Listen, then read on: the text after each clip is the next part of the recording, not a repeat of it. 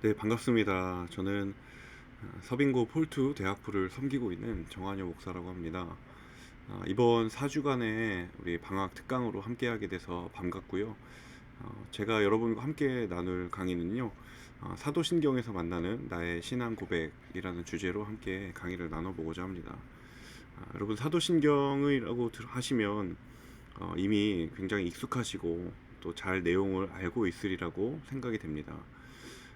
하지만 한편으로는 사도신경을 우리가 너무 익숙한 나머지 그 하나하나의 고백에 담겨져 있는 신앙의 고백, 그 의미들, 그리고 이 사도신경이 교회 역사 속에서 얼마나 중요한 위치를 차지하고 있었는지, 이런 것들을 한 번쯤 우리 생각해 볼 필요가 있겠다 싶어서 이번 강의를 준비하게 되었습니다. 그래서 앞으로 4주 동안 우리 사도신경에 있는 신앙의 고백들을 하나하나 짚어보면서 그때 그 고백뿐만 아니라 오늘 우리의 삶 가운데서도 이 신앙 고백을 어떻게 적용할 수 있을 것인가, 이 고백들이 우리에게 주는 메시지는 무엇인지 함께 나누어 보고자 합니다.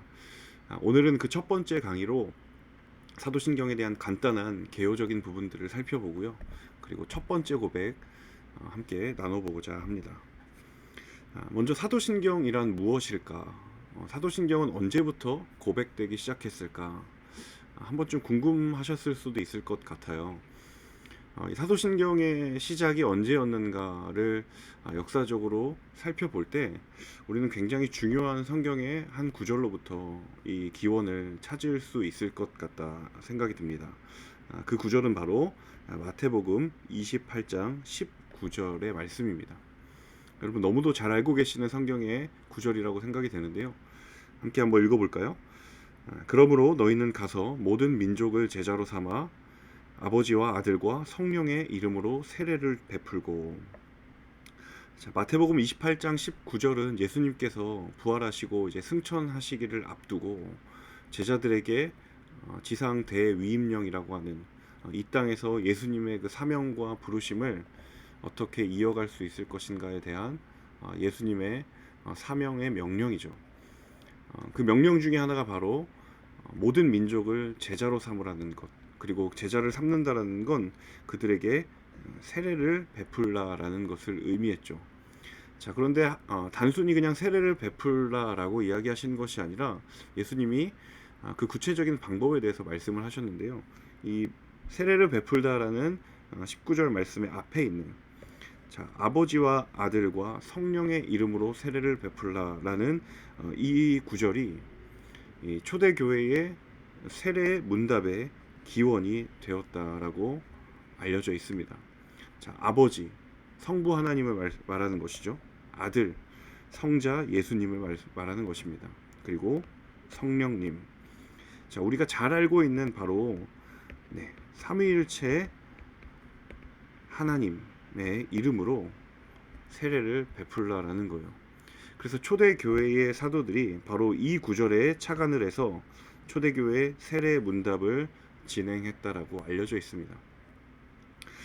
그 구체적인 좀 기록을 하나 보고자 하는데요.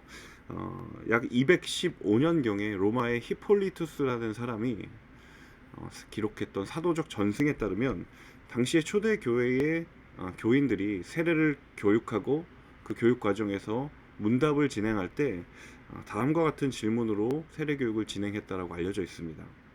자, 문답을 하는 사람이 이렇게 묻습니다. 당신은 만물의 주재자이시며 아버지이신 하나님을 믿습니까? 라고 물으면 대답을 나는 믿습니다 라고 대답을 합니다. 두 번째 질문입니다. 당신은 하나님의 아들 예수 그리스도를 믿습니까? 마찬가지로 그 질문에 대해서 나는 믿습니다 라고 대답을 하죠. 마지막 이어서 세 번째 묻습니다. 당신은 성령을 믿습니까? 나는 믿습니다 라고 대답을 합니다. 바로 앞구절에 있었던 마태복음 28장 19절에 있는 아버지와 아들과 성령의 이름으로 세례를 주라는 그 예수님의 명령을 그대로 이 세례의 문답에 적용을 하고 있는 것이죠. 그리고 그것에 대해서 질문을 받는 사람이 나는 믿습니다 라는 대답으로 세례 교육을 진행했다고 합니다. 여기서 말하는 이 나는 믿습니다라는 고백, 네, 크레도라고도 하죠. 이것이 바로 사도신경에 나와 있는 신앙 고백. 우리 한글 사도신경에서는 이 표현이 맨 앞부분에 나와 있지는 않지만 원문에 보면 나는 믿습니다라는 고백으로 이 사도신경이 시작된다라고 합니다.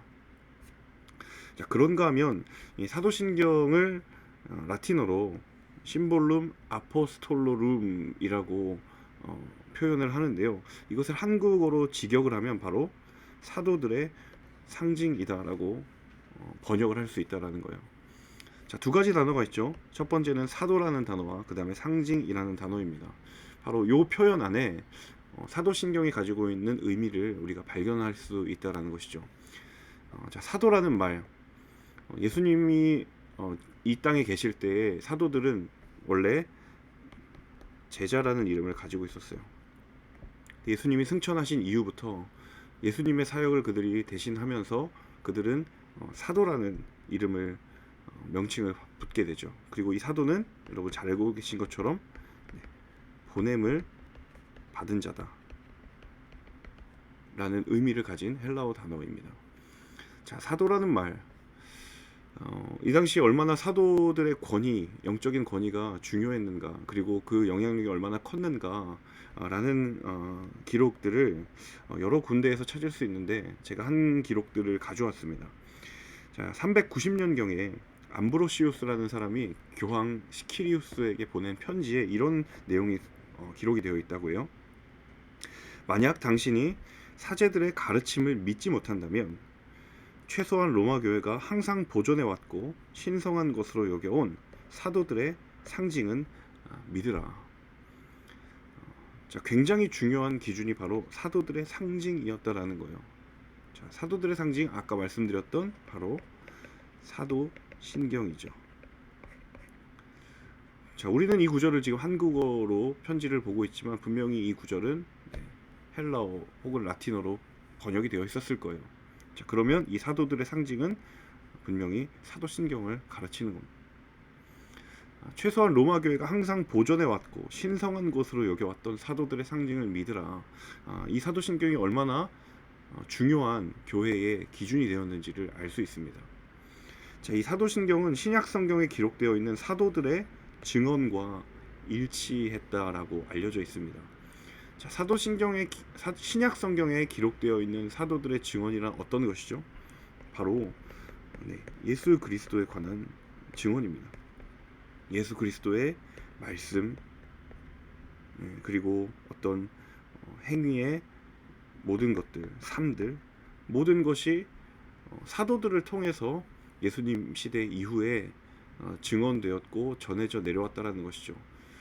그러니까 한마디로 이야기하면 이 사도신경 안에는 신약 성경에서 전하고 있는 예수님에 대한 이야기, 예수님에 대한 증언들이 바로 잘 녹여져 있다라는 것이 우리 사도신경을 통해서 깨닫게 되는 굉장히 중요한 지점이라는 사실이죠. 자, 두 번째, 사도들의 상징. 왜 과연 상징이라는 것을 사용했을까? 왜 상징이어야 했을까? 여러분 잘 알고 계신 것처럼 약 1, 2세기 정도의 초대교회 시대는 굉장한 박해가 있었고요. 그리고 핍박이 있었습니다.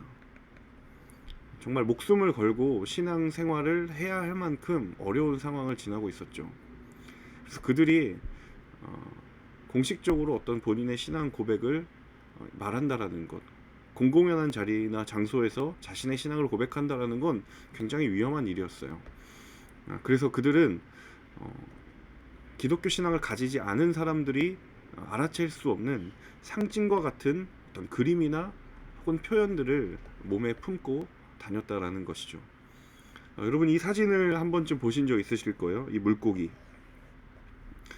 초대교회의 물고기는 그리스도인의 상징이었습니다. 왜냐하면 이 물고기 안에 그려져 있는 이 헬라어가 바로 굉장히 중요한 비밀을 담고 있었다라는 것이죠. 자, 이거 익투스라고 읽는데요. 이 5글자가 모든 약자들을 포괄하고 있습니다. 자, 첫 번째, 예수라는 단어입니다. 그리고 크리스토스, 바로 그리스도라는 단어죠. 테오스, 하나님입니다.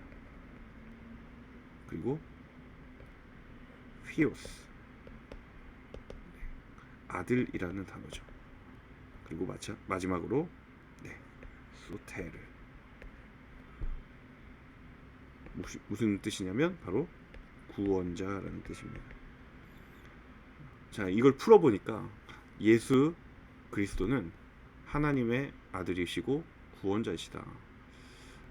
굉장히 중요한 그리스도인의 핵심적인 고백이지만 이것을 말로 드러낼 수 없었기 때문에 이 물고기의 각각의 앞글자를 따서 익투스라는 것으로 그들이 상징적인 고백으로 가지고 있었다는 거죠. 그래서 이 익투스라는 문자가 그려져 있는 물고기를 볼 때마다 저 사람은 그리스도인이구나 라는 것을 그들끼리는 공유할 수 있었다라는 거예요. 자, 사도신경도 마찬가지였습니다. 왜 사도들의 상징이었을까?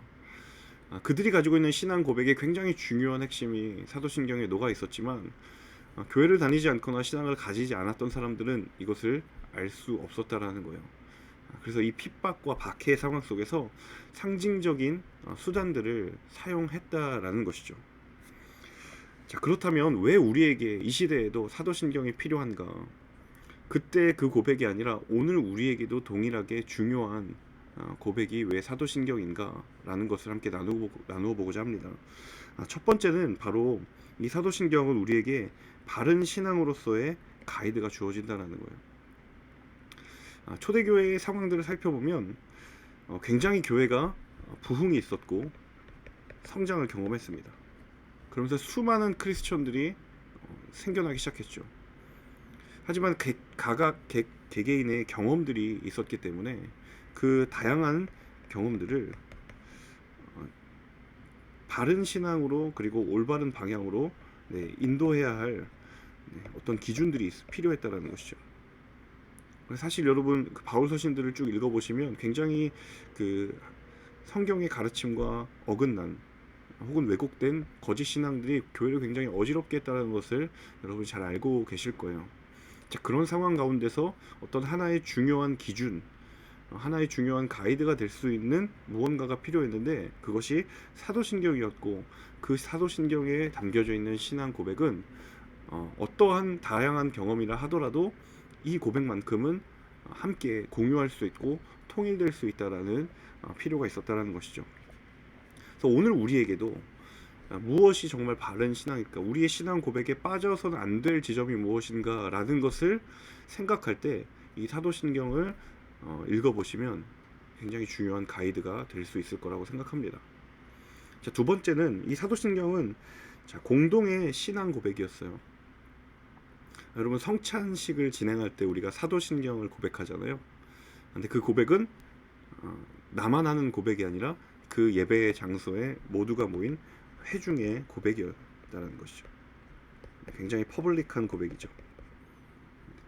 나만 하는 고백이 아니라 우리 모두가 함께하는 고백이기 때문에 굉장히 중요한 지점이 있고, 또 한 가지는 그 공동의 신앙 고백을 통해 우리가 교회라는, 그리고 그리스도의 몸이라는 어떤 중요한 공동체의 정체성을 여기서 발견한다는 것이죠.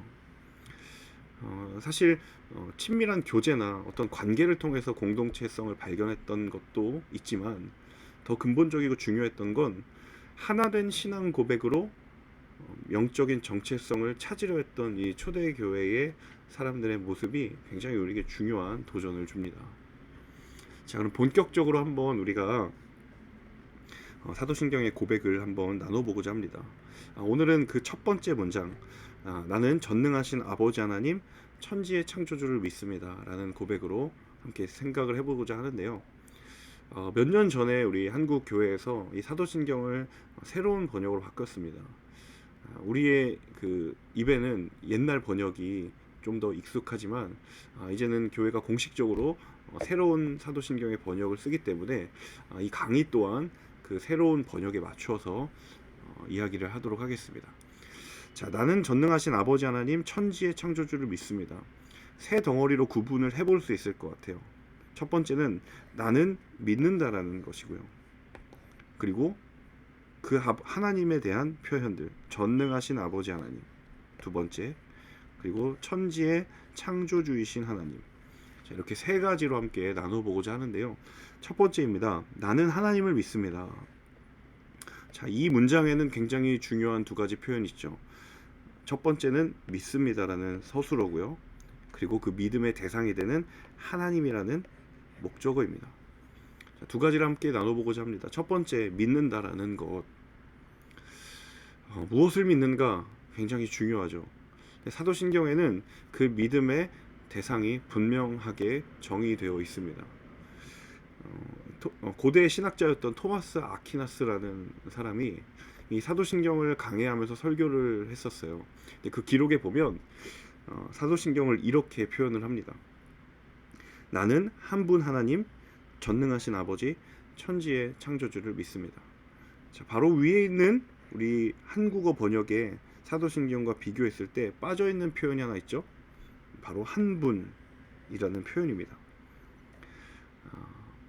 사실 원문 그리고 라틴어 사도신경에는 하나님 앞에 한 분이라는 표현이 기록이 되어 있다라고 해요. 그만큼 중요했다라는 것이죠. 자, 이 표현에 대해서 토마스 아퀴나스가 이렇게 해설을 합니다. 자, 신자들이 믿어야 하는 모든 것들 가운데서 첫 번째로 믿어야 하는 것은 이것인데, 즉 오직 한 분 하나님이 계시다는 것입니다. 사도신경의 가장 중요한 본질과 의미는 무엇이냐면 믿음의 대상이 분명해야 한다라는 거예요. 자, 내가 누구를 믿고 있느냐, 내가 무엇을 믿느냐는 사실 그 믿음의 굉장히 중요한 출발이 되죠. 생각보다 우리의 삶 가운데서 우리는 하나님이라고 말하지만 하나님을 통하여 우리가 얻고자 하는 것, 하나님을 통하여 우리가 누리고자 하는, 사실 본질적으로 그리고 철저하게 정직하게 그것을 대면했을 때 하나님이 아닌 것임에도 불구하고 우리는 하나님이라는 이름을 달아서 하나님을 믿는다라고 생각하는 경우도 있다라는 거죠. 그래서 사도신경이 가장 첫 번째로 강조하는 것은 당신의 믿음의 대상이 무엇인가, 당신은 무엇을 믿고 있습니까? 그 믿음의 대상을 분명히 하라는 메시지입니다. 두 번째는 그렇다면 믿는다는 것은 무엇인가? 자, 우리가 하나님을 믿습니다 라고 이야기할 때 그 믿음의 행위에 담겨져 있는 우리의 영적인 자세가 무엇이냐라는 거예요. 사도신경에서는 크게 두 가지를 담고 있습니다. 첫 번째는 동의와 신뢰예요. 자, 믿음이라는 것은 우리의 어떤 신념과 신앙 체계에 대한 행위이기도 하지만 사실 성경이 말하고 있는 믿음은 지적인 영역도 담고 있어요. 한마디로 말해서 내가 이해가 되든 안 되든 덮어놓고 믿는다라는 그런 막연한 믿음도 우리에게는 굉장히 중요한 영향력을 주지만, 성경은 우리가 가지고 있는 어떤 지적인 영역, 이성의 영역도 인정하고 있고 그 이성이 믿음으로 이어질 수 있다라고 생각을 합니다. 특별히 고도의 어떤 지식이나 산업화와 과학이 발달되고 있는 이 시대 가운데 사실 믿음이라는 것이 이성과는 전혀 별개의 영역으로 생각을 하는 경우가 있지만, 고대로부터 지금까지 수많은 신앙의 선배들은 이 이성의 영역을 믿음의 영역과 어떻게든 조화시키려는 노력이 있었고, 그리고 그것이 불가능한 것이 아니라는 것을 이야기해주고 있다는 것이죠. 그래서 믿음의 행위에는 우리의 이성 그리고 지성의 동의와 신뢰가 있다. 삶에 대한 신뢰이고 관계에 대한 신뢰라는 거죠. 그런데 거기에서 머무르는 것이 아니라 성경이 지향하고 있는, 그리고 사도신경이 지향하고 있는 믿음의 행위는 바로 순종과 헌신이라는 거예요. 정말 믿었다라고 한다면, 내가 정말 하나님을 믿는다라고 한다면 그 하나님께 자신의 삶을 드릴 수 있고, 그리고 하나님의 뜻과 멀어져 있었던 자신의 뜻을 순종할 수 있는 그러한 삶의 행위들, 삶의 흔적들이 새겨져 있게 된다라는 거예요.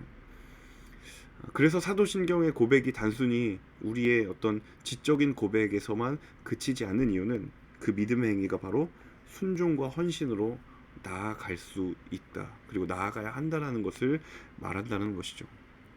그래서 믿음의 대상이 무엇인가, 그리고 믿는다, 내가 믿는다라는 그 행위에 담겨져 있는 의미가 무엇인가를 살펴볼 수 있다라는 것입니다. 자, 두 번째, 전능하신 아버지 하나님. 자, 우리는 하나님이 전능하신 분이다라는 것을 고백하고 있고 알고 있습니다.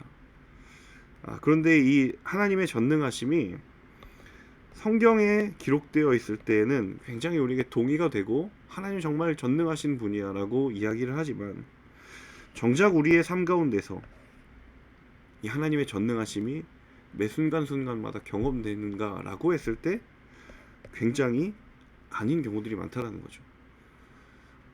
특별히 악에 대한 문제, 그리고 고난에 대한 문제들을 이야기했을 때 하나님께서 전능하시다면 왜 악한 것이 여전히 존재하고 있습니까? 고난은 왜 존재하고 있습니까? 라는 질문들을 우리는 수없이 많이 던진다라는 거예요. 그리고 현대 사회는 이 악과 고난의 존재에 대한 문제를 가지고 하나님에 대한 공격을 하죠. 과연 하나님이 있다고 말할 수 있는가? 물론 이 시간은 지금 이 악과 고난에 대한 문제를 이야기하는 것이 아닙니다. 자, 성경이 증언하고 있는 하나님의 전능하심과 그리고 우리의 삶 가운데서 경험하고 있는 전능하심, 증언과 경험이 과연 얼마나 조화를 이룰 수 있을 것인가. 성경에 기록된 하나님의 전능하심처럼 우리의 삶 가운데서도 하나님의 전능하심이 경험되고 있는가. 근데 이 중요한 갈등의 지점에서 우리가 좀 생각해 보아야 될 것은, 이 하나님의 전능하심이라는 것이 우리의 삶을 통해서 우리가 기대하고 있는 전능하심인가, 아니면 하나님이 원래 가지고 계셨던 그 고유한 속성들, 하나님의 창조와 그리고 하나님의 역사를 이끌어 가시는 인도하심, 그 모든 하나님만이 가지고 계신 전능하심, 성경의 기록과 우리의 기대가 다를 수 있다라는 거예요. 내 삶에서 하나님이 전능하신다라는 것을 고백한다라는 건요, 내가 원하는 것을 이루어 줄 때 우리는 전능하다, 전능하시다라고 이야기하지만, 사실 성경은 그렇지 않은 부분들도 많이 이야기하고 있다라는 거예요. 어떻게 보면 하나님은 여전히 전능하신데 우리의 삶의 자리들이 하나님의 전능하심에 대하여 기대하고 있는 것이 다르기 때문에 우리는 어쩌면 하나님의 전능하심을 우리의 방식대로 이해하고 있는 것인지도 모르겠어요. 하지만 분명히 2000년이 흐르는 시간 가운데 사도신경이 고백하고 있는 건 하나님은 전능하시다라는 거예요. 정말 원래대로의 하나님의 전능하심이 경험되고 그리고 우리의 삶 가운데 고백될 수 있기를 바랍니다. 또 한 가지는 바로 아버지라는 표현이에요. 아버지라고 상징되어 있는 이 표현은 바로 중요한 의미를 담고 있는데, 그것은 바로 관계라는 의미예요. 부모와 자녀는 친밀한 관계가 형성되게 되어 있습니다. 멀찍이 떨어진 존재가 아니라 매일의 삶을 나누는 그런 존재죠. 하나님이 아버지시다라는 표현은, 하나님은 언제나 우리와 사귐을 갖기를 원하시고 관계를 갖기를 원하세요. 그리고 친밀함으로 우리에게 다가오시기를 원하신다는 거예요. 그냥 하늘에 계신 아버지 하나님, 그리고 우리는 땅에 계시는 그런 거리가 아니라 정말 우리 삶 가운데 친밀하게 다가오셔서 우리의 삶을 인도하시고 역사하시고 매 순간순간마다 말씀하시는 그 하나님이 바로 우리의 하나님이고, 그리고 하나님은 그런 관계를 원하신다라는 거예요. 그리고 우리도 그 하나님의 깊은 사귐과 관계로 나아갈 때 우리의 신앙이 더욱더 아름답게 빛나게 될 줄로 믿습니다. 자, 마지막, 하나님은 창조주 하나님이십니다. 천지의 창조주예요. 성경은 창세기 1장 1절 그 시작에 대해서 하나님이 태초에 천지를 창조하셨다라는 고백으로 시작을 합니다. 성경의 시작이죠.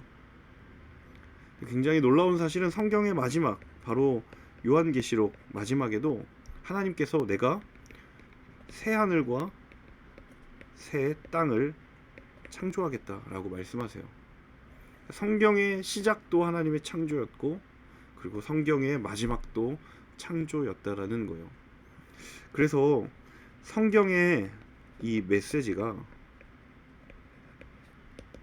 하나님의 창조를 빼놓고서는 이해가 될 수 없고 이야기될 수 없다라는 거예요. 그런데 그 창조는 바로 오늘 우리의 삶 가운데서도 하나님의 창조는 계속되고 있고 그것이 경험되고 있다라는 거예요. 두 번째, 하나님의 창조를 경험하는 삶이에요. 이렇게 질문하시는 분이 계실지도 모르겠어요. 하나님의 창조는 창세기 1장, 2장 그 앞부분에 있는 천지의 창조로 끝난 것이 아닙니까? 네, 이 땅에 대한 창조는 그 사건으로 마무리가 되었습니다. 완성이 되었어요. 그런데 그 하나님의 창조가 우리의 삶 가운데서도 여전히 이루어지고 있다는 거예요. 어떤 식으로? 우리의 생각이 나의 뜻에서 하나님의 뜻으로 돌이키게 하고 변화가 일어나는 거죠. 그리고 나의 인생의 가치관이 나의 중심에서 하나님 중심으로, 이전에 나에게 없었던 것이 하나님의 역사와 하나님의 창조의 섭리를 통해 경험되고, 내 생각이 바뀌고 내 가치관이 바뀌고 내 삶의 양식들이 바뀌어 나아가는 것은, 이것은 또 다른 측면의 하나님의 창조라는 거예요. 그리고 이전에 절망 가운데 있던 우리의 삶을 하나님을 바라볼 때의 기쁨과 그리고 감사와 은혜로 넘치게 하는 그 삶으로 변화시켜 나아가시는, 그리고 우리의 삶을 변화하는 하나님의 삶, 우리의 삶을 인도하시는 하나님의 변화가 바로 하나님의 창조라는 거예요.